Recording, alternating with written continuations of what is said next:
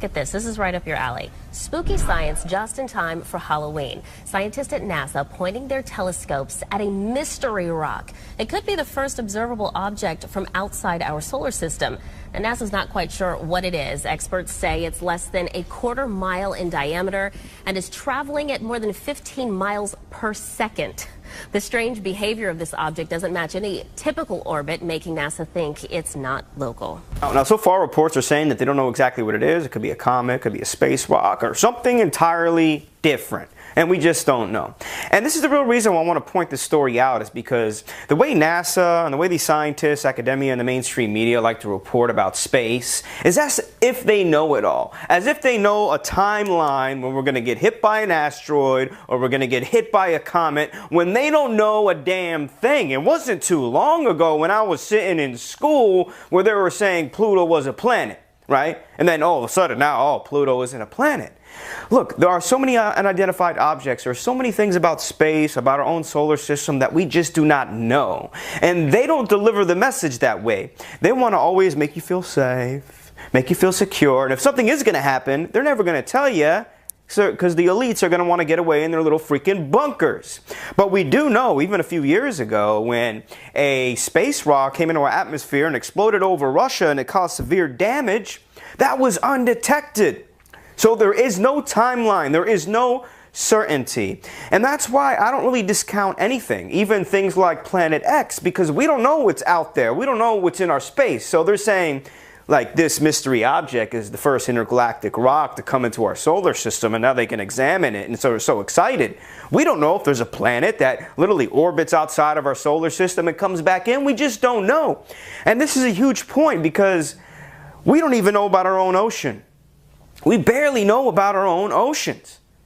We don't even know about the migration tracks of great white sharks, let alone knowing everything that's happening in our own solar system, in our own orbit, or just space in general. And then you see things like CERN, which is, you know, the facility that's located in Switzerland that houses the largest particle accelerator. Right?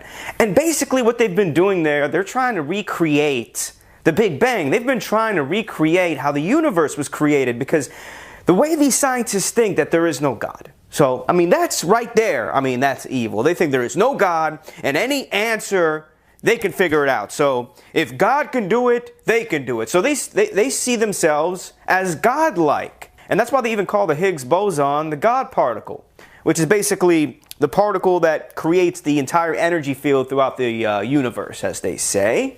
And just think about CERN for a second. But it's, again, I mean, it's just a remarkable machinery that is in this facility. But it's beyond that, because, again, they see themselves as godlike. I mean, we remember seeing even video footage of this where they were doing this ritual in front of a statue of Shiva that they implemented in front of the facility. They were doing a ritual in front of it. And this dancing Shiva is supposed to symbolize cosmic creation. So again, they view themselves godlike. And this is a point that I'm trying to make. Just like how, oh, this unidentified mystery object just entered our solar system. But the scientists, the media, you know, the New World Order are anti-God. They don't believe in it. And atheism is on the rise. And they think they can define everything and that humanity reigns supreme over the universe. And that's how they see themselves. And this is why I question everything. Because everything deserves to be questioned. For God's sakes, they want to tell us that our own atmosphere with global warming, they can detect when the world is going to end. Look, they can't even detect exactly where a hurricane is going to go, let alone global warming, which is going to destroy the earth. And I know, because I live in Florida and I'm hit with hurricanes all the time.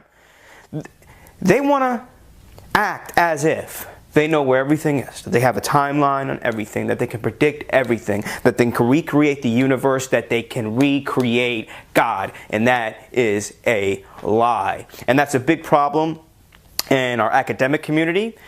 Mainstream media, with scientists, brainwashing generation after generation. God knows what they're going to create through this at CERN. I mean, this might sound crazy or ridiculous, but there was even reports that, oops, we might have opened up a parallel universe and let some stuff in at CERN, because they are smashing, I mean, the power, because they're trying to recreate God. right? So they are smashing these particles together. They don't, look, they're smart, of course, obviously, these scientists and physicists that are there. But when you take God out of the equation, you risk ourselves. I mean, you're risking humanity. When you think you know it all, right? It's going to come to a point where, oops, we didn't know it all. And a lot of things can happen. Bad things can happen. Evil things can happen when you remove God from the equation. And that's just my opinion. Anyway, thank you guys so much for tuning in. Again, my name is Chad. This is AMTV. Hard hitting it in your face. I'll be back soon.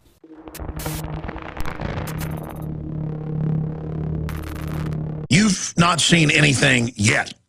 But they sit there and they tell you none of this is going on. None of this is happening. Major tech companies admit they're watching and listening to you at your house.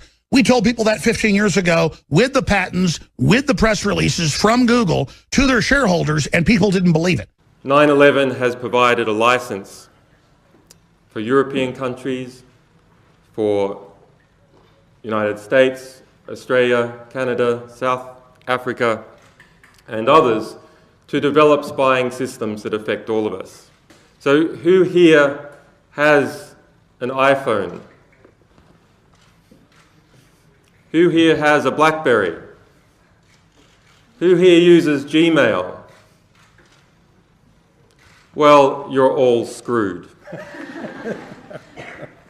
The reality is, intelligence contractors are selling right now to countries across the world mass surveillance systems for all those products. After 9/11, the Bush administration asked the NSA to take a bigger role in counterterrorism. First, they started tracking calls to and from any nation with suspected terrorists, and then they moved on to emails and internet metadata.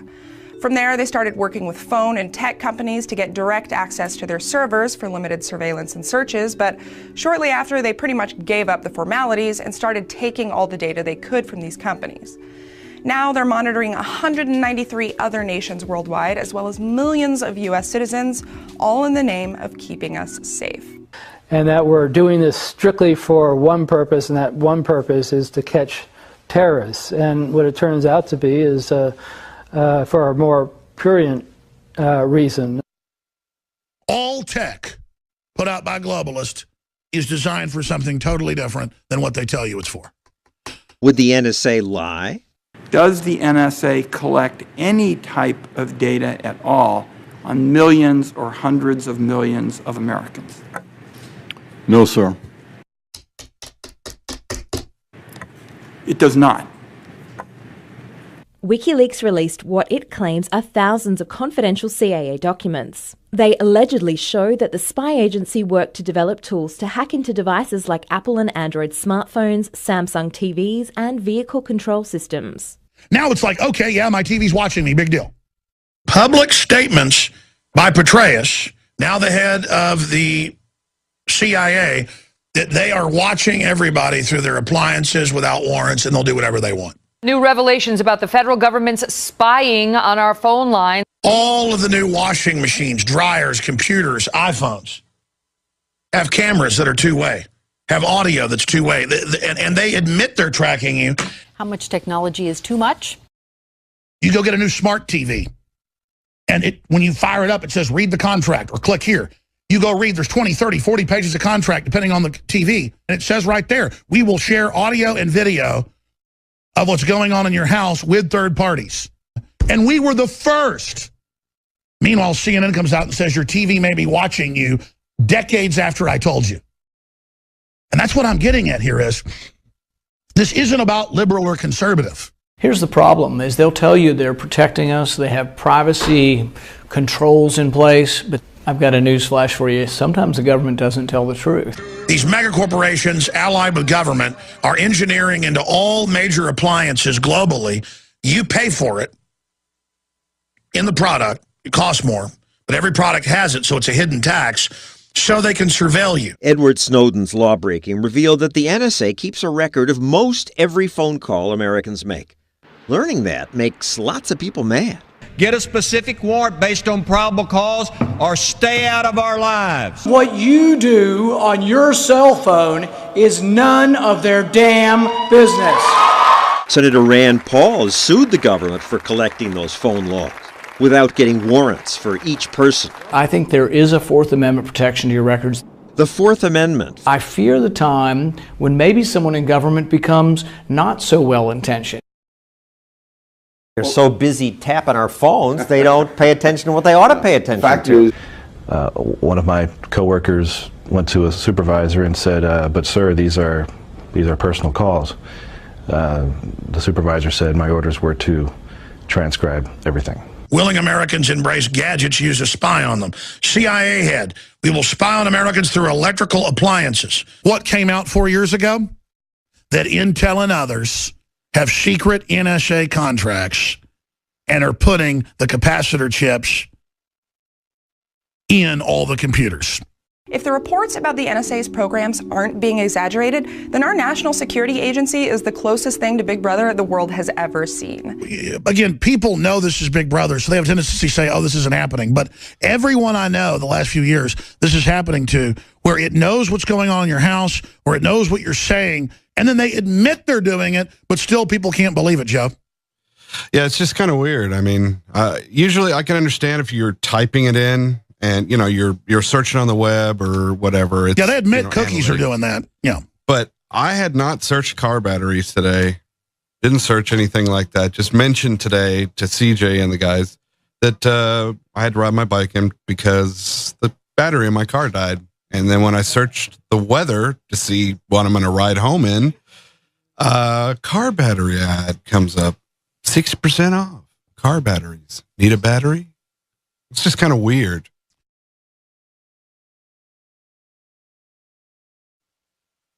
I remember being told 13 years ago by an engineer, 14 years ago, that it didn't matter if computers weren't hooked to the internet, that all computers that had been made in the last decade or so this is, I guess, 20 years. He was telling me 13, 14 years ago that the last decade, so that'd be 20 years back or more, they all had transponder chips, capacitor chips in the chips that could be remotely powered so that then the government could download the encrypted data off of it and compress it. Now that nearly all of us are online, connected or digital in some way, spies are no longer watching just one or two bad guys. Instead, the UK and US governments are both collecting massive amounts of information from the things we do on our phones and over the internet. Because it's not straight technology we're being given to enhance our lives and our safety. It's being given to us so that when the globalists take over, no one can stand against them because everything, our way of life, is destroyed. There's no self-sufficiency, and all tech is there as a prison to control us. This is the admitted technocrat New World Order takeover program in their own words. Governments in America and the UK argue that these surveillance programs help keep us safe from terrorism. But what happens if you're wrongly accused? Now that you know you're being watched, how does that change your behaviour, how you talk to your friends, and how much you trust the world around you? These revelations have changed the internet for us forever.